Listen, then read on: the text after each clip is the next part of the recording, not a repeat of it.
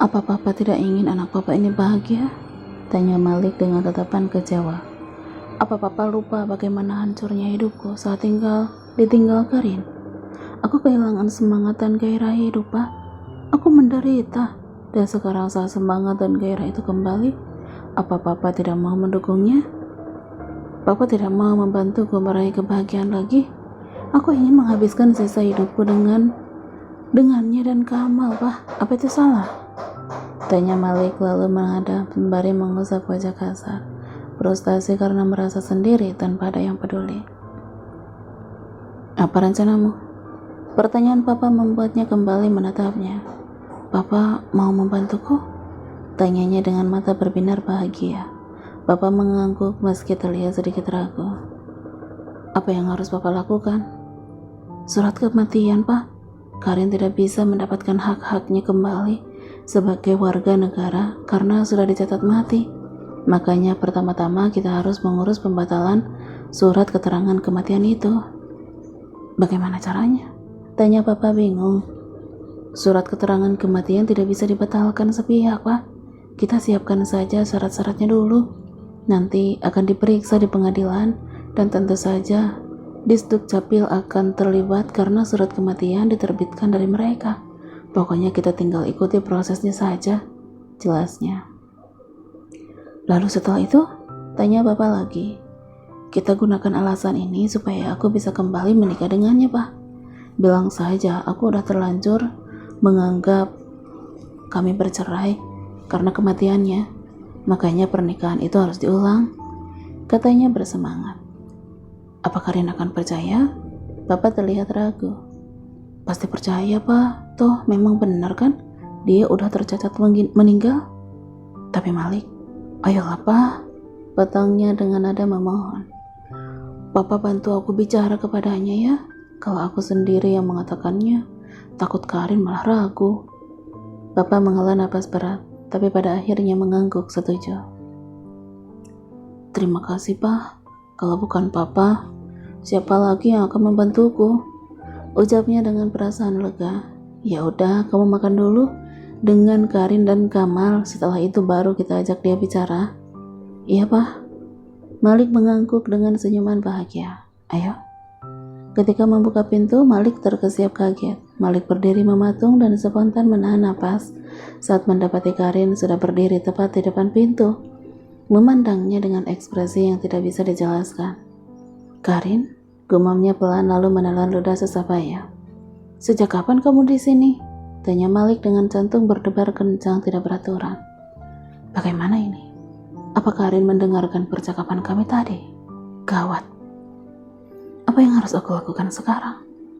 Malik tersentak dari lamunan karena papa menepuk pundak, lalu berdehem pelan sembari kembali menatapnya gugup. Apa kamu udah lama di sini? Ulangnya. Karin masih diam, yang membuat telapak tangan Malik terasa lembab. Akan tetapi tidak berselang lama dia menggeleng. Baru aja kok, aku hanya mau mengajak mas sarapan, jawab Karin kepada akhirnya. Syukurlah, aku pikir dia mendengar semua percakapan kami tadi.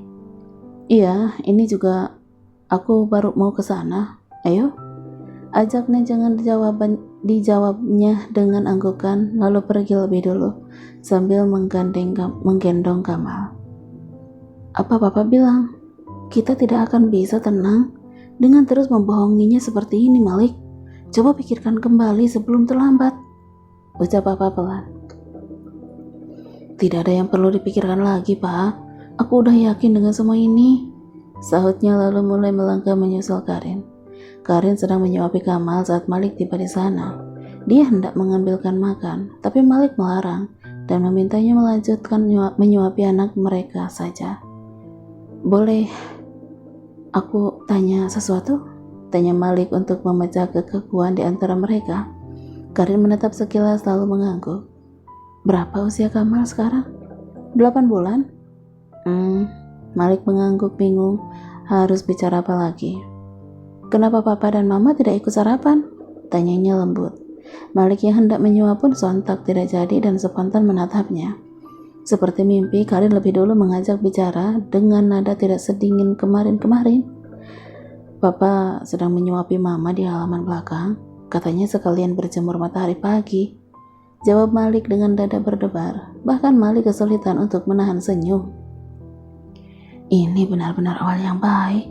Setelah kami resmi menikah, aku tidak perlu sungkan untuk mendekatinya. Dengan begitu hubungan kami akan semakin membaik dan tidak perlu berbicara canggung seperti ini lagi.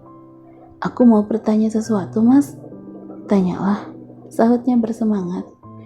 Bagaimana tidak bersemangat? Karin udah mulai membuka diri dan mengurangi sikap dinginnya. Dia yang selalu tidak acuh kini mulai inisiatif mengajaknya mengobrol. Mas yang tempel semua fotoku di dinding? Tanyanya sembari mengelap mulut Kamal yang belepotan tanpa menoleh padanya. Iya, kenapa? Dia melirik sekilas. Karena dengan itu aku bisa memiliki sedikit semangat hidup. Sampai akhirnya mampu bertahan hingga sekarang. Kamu tahu? Saat mengira kamu sudah benar-benar tiada, aku seperti orang gila. Tak jarang aku menyakiti diri sendiri dan berakhir di rumah sakit. Setiap hari, setiap saat, kalau aku rindu, pasti aku berbicara denganmu melalui foto. Aku benar-benar bersikap seperti orang tidak waras hanya demi menjaga kewarasanku.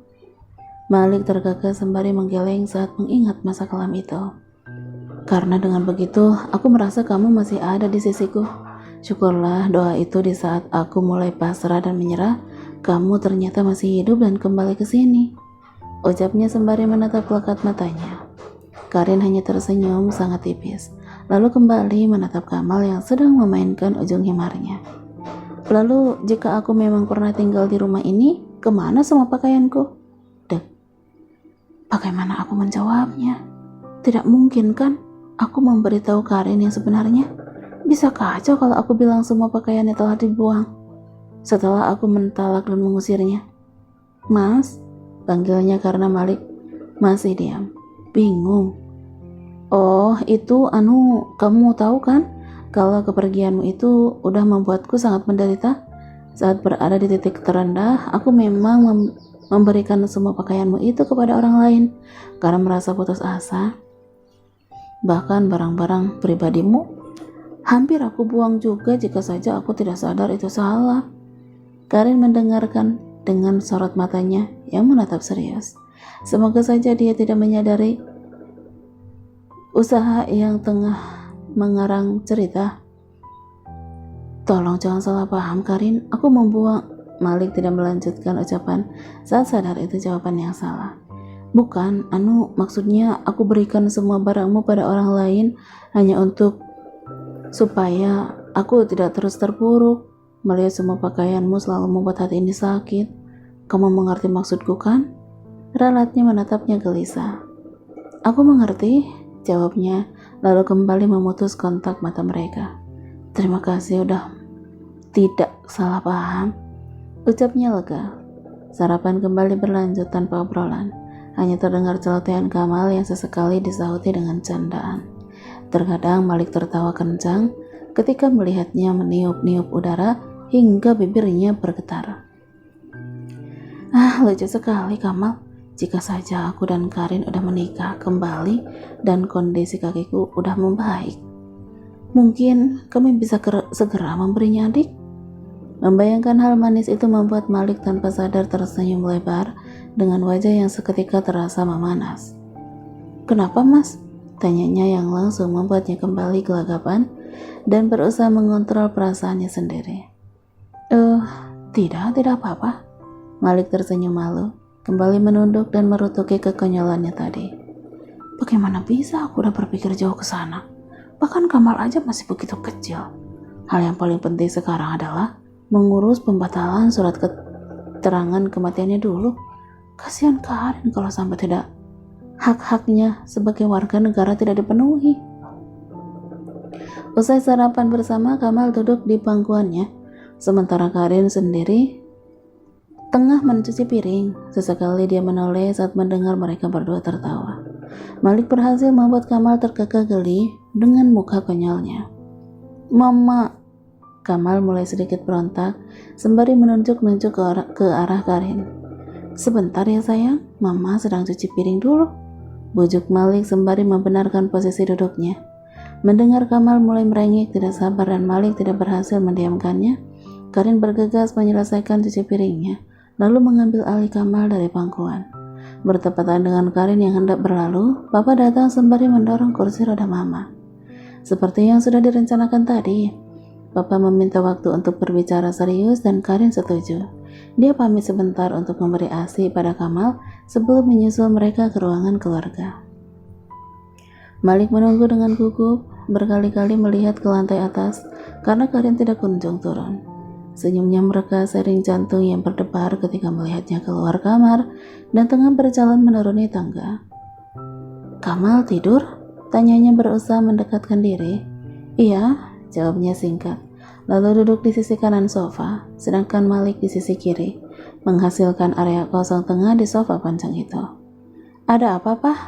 Papa berdehem pelan, lalu membenarkan posisi duduknya. Terlihat sekali Papa sedikit gugup. "Begini Karin, ada hal penting yang harus kami sampaikan kepadamu. Jadi tolong dengarkan dan simak baik-baik penjelasan Papa ya." Karin mengangguk. Dia duduk santai dengan kedua tangan yang saling bertautan berada di pangkuan. Malik menatap Karin cukup lama, hingga akhirnya Malik spontan memalingkan wajah sembari menggaruk kepala. Saat dia memergoki Malik yang menatapnya tanpa kedip. "Kamu udah dengar kan tentang kesalahpahaman yang membuat kamu dinyatakan meninggal?" Karin kembali mengangguk. "Begini, Papa dan Malik sepakat untuk mengurus pembatalan surat keterangan kematian itu. Soalnya kalau tidak diurus kembali, akan sangat merugikan untuk kamu sendiri. Kamu tidak bisa mendapatkan hak-hak sebagai warga negara karena statusmu sudah dianggap mati. Bagaimana? Kamu setuju kan?"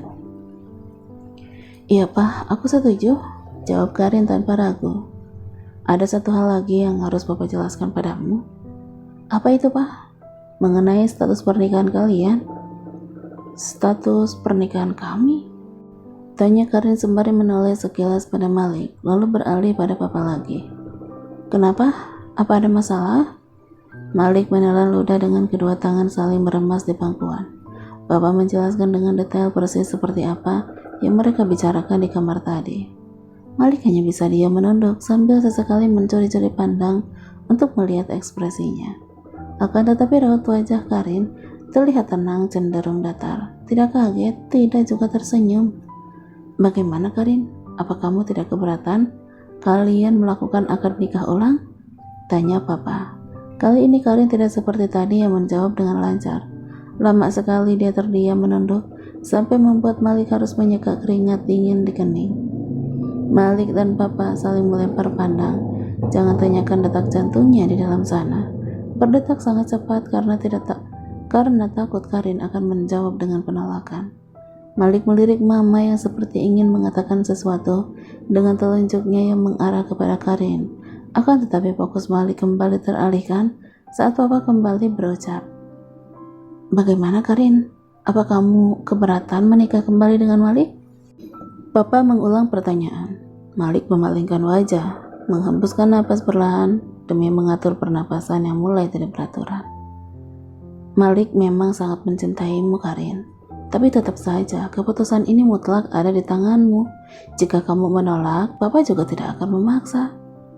Perkataan Papa berhasil membuat Malik seketika menoleh, menatapnya dengan kening berkerut dalam.